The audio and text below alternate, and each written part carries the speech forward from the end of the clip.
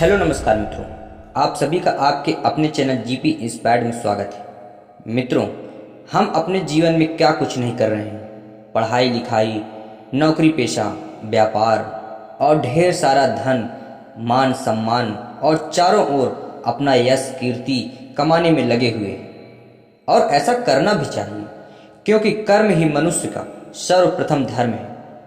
लेकिन इस भाग दौड़ की जिंदगी में हम कुछ भूल रहे हैं। लेकिन क्या? आइए हम इस कहानी के माध्यम से आपके सामने लाते हैं।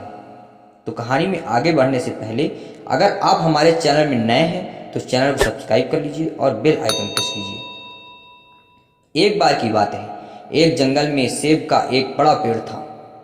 एक बच्चा रोज उस पेड़ पर खेलने आया करता था। वह कभी पेड़ की डाली से लटकता, कभी फल तोड़ता, कभी उछल कूद करता था। सेब का पेड़ भी उस बच्चे से काफी खुश रहता था। कई साल इसी तरह बीत गए। अचानक एक दिन बच्चा कहीं चला गया और फिर लौट कर नहीं आया। पेड़ ने उसका काफी इंतजार किया, पर वह नहीं आया। अब तो पेड़ भी उदास हो गया।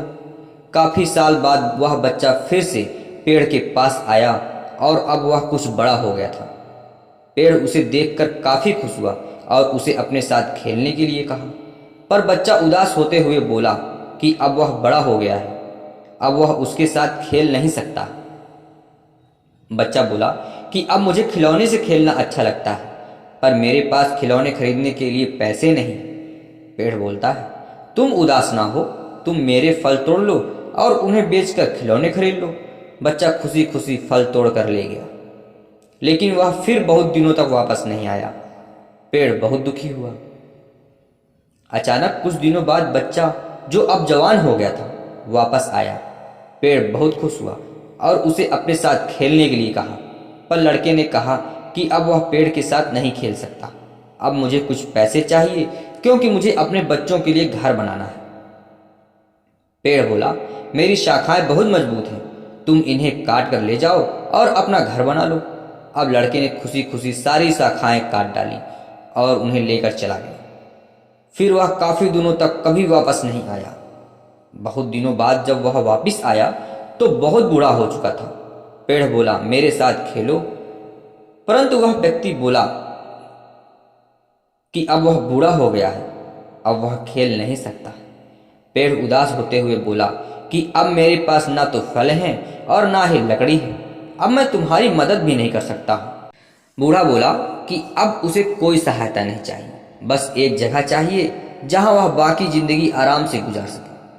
पेड़ ने उसे अपने जड़ में पनाह दी और बूढ़ा हमेशा वहीं रहने लगा।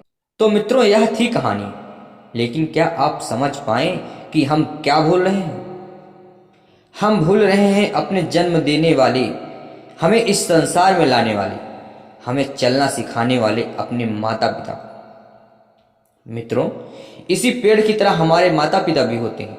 जब हम छोटे होते हैं तो उनके साथ खेलकर बड़े होते हैं और बड़े होकर उन्हें छोड़कर चले जाते हैं, और तभी वापस आते हैं जब हमें कोई ज़रूरत होती है। धीरे धीरे ऐसे ही जीवन बीत जाता है।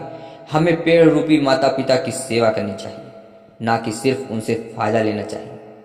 मित्रों, अगर आप हमारी इस कहानी से और हमारे इन विचारों से सहमत हैं तो हमें कमेंट बॉक्स में कमेंट कीजिए। वीडियो अच्छी लगी तो लाइक बटन प्रेस कीजिए और ऐसे ही वीडियोस के लिए चैनल को सब्सक्राइब करके बेल आइकन प्रेस कीजिए। धन्यवाद।